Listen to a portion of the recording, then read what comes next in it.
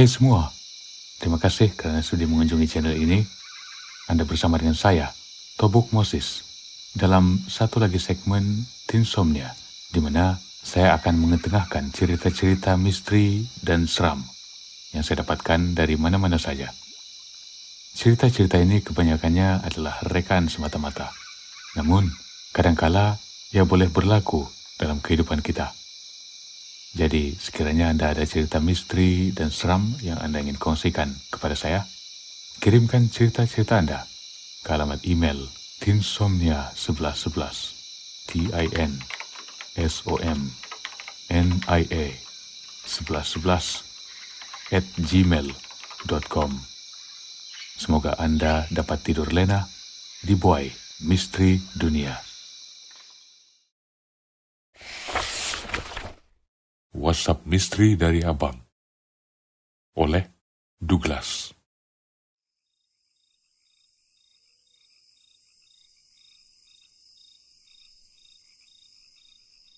Hai semua penggemar cerita misteri, nama saya Douglas. Maaf ya kalau bahasa saya kurang elok dalam penulisan saya. Sudah lama saya tidak menulis cerita. Terlebih dulu, terima kasih kepada saudara Tobuk Moses karena sudi memilih kisah ini untuk dikeudarakan di Tinsomnia. Cerita yang akan saya sampaikan pada malam ini mungkin sukar untuk dipercayai, tetapi inilah pengalaman hakiki yang telah saya rasai.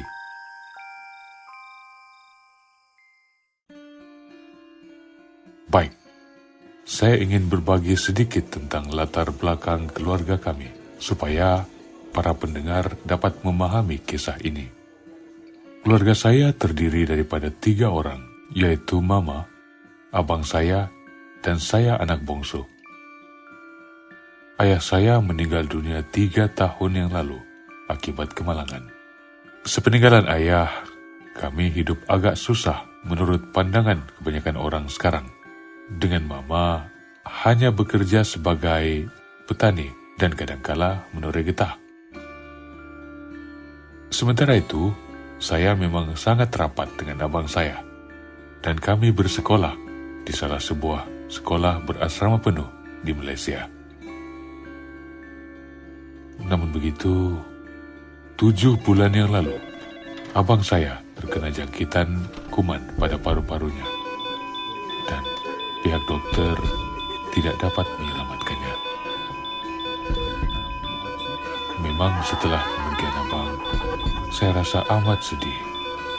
Tetapi apa boleh buat, Tuhan lebih menyayangi abang saya. Oke, sampai situlah dulu cerita sedih. Kita pergi kepada cerita misteri pula.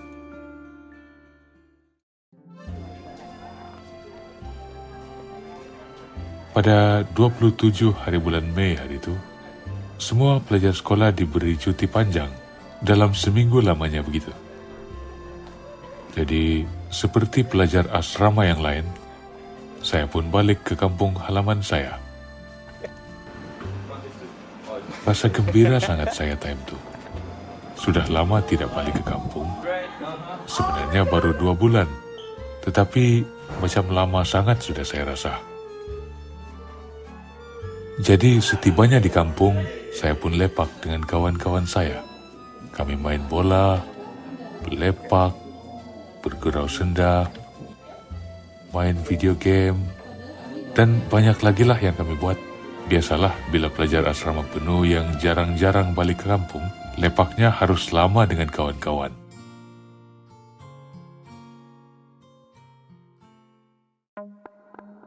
Setelah beberapa lamanya kami lepak, tiba-tiba kedengaran nada dering yang menandakan ada seseorang yang membuat panggilan ke telepon bimbit saya. Ketika itu, saya tengah mengecas telepon pintar saya di salah satu Swiss yang ada di rumah kawan saya. Lalu dengan langkah yang malas, saya pergi ke tempat di mana saya mengecas telepon saya dan menekan power button untuk membuka skrinnya yang terkunci sejak tadi. Alangkah terkejutnya saya apabila terpandang jam yang terpapar di atas sebelah kiri telepon saya sudah menunjukkan angka 0200 AM, 2 pagi. Lalu saya melihat nomor telepon yang terpampang di bagian tengah skrin telepon saya. Satu nomor yang sungguh saya kenali. "Kejap geng, abang saya call lah," kata saya kepada kawan-kawan. Entah kenapa, waktu itu tiada seorang pun di antara kami yang teringat tentang abang saya yang sudah meninggal 2 bulan yang lalu. Jadi mereka pun mengiyakan saja sambil meneruskan chit-chatting mereka.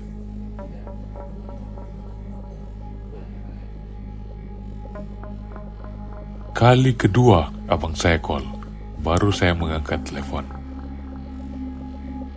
"Ya bro, ada apa? Mama cari kah?" Langsung saya bertanya begitu kepada abang. "Bro, sudah jam berapa ini?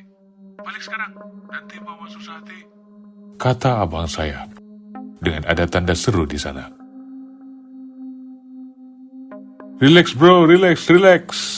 Oke, saya balik sekarang," kata saya lalu menekan butang panggilan dimatikan.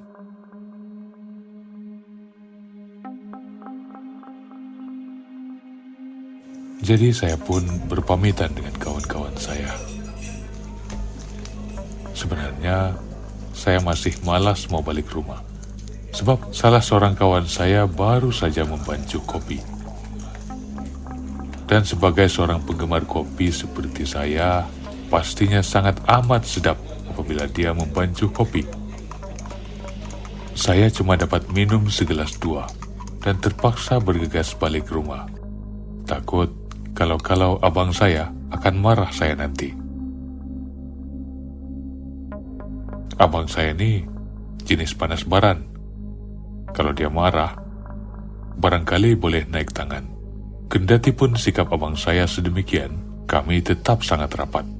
Mungkin karena sudah terbiasa dengan kesukaran hidup, family bonding, dan transparansi dalam hubungan kekeluargaan bukanlah sesuatu yang luar biasa bagi kami.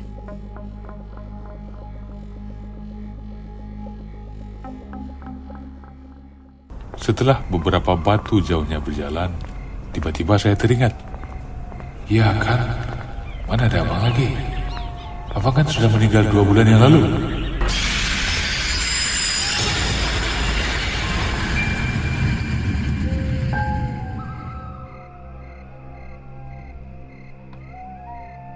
Pikiran saya terus berkecamuk ketika itu. Ada rasa sedih bila teringat akan semua kenangan bersama abang semasa dia masih ada. Dan rasa cemas sewaktu saya tahu bahwasanya itu bukan abang saya.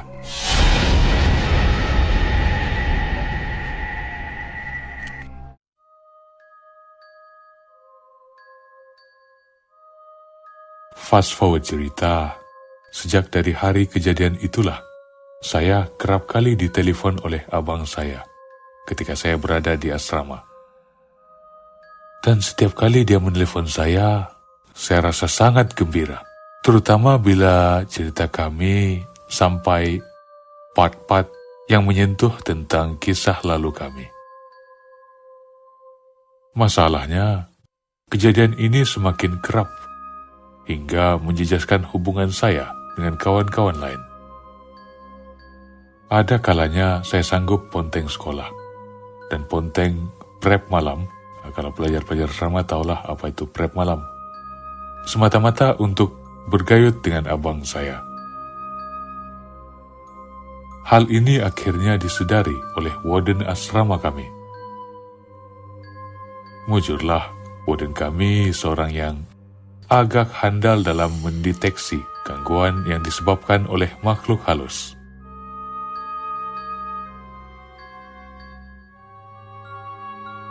Lalu warden kami pun mengusahakan untuk memanggil orang pintar berkenaan dengan gangguan begini untuk merawat saya.